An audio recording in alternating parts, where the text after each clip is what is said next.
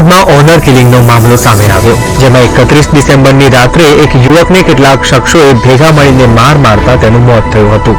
ત્યારે આ સમગ્ર ઘટનાના સીસીટીવી વિડીયો સામે આવતા યુવકની હત્યાનો ભેદ ઉકેલાયો।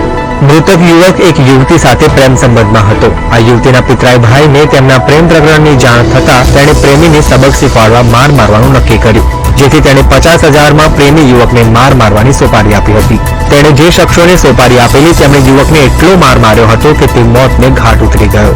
ત્યારે પોલીસે એ ત્રણેય શખ્સોની ધરપકડ કરતા હત્યાનો ભેદ ઉકેલાયો હતો।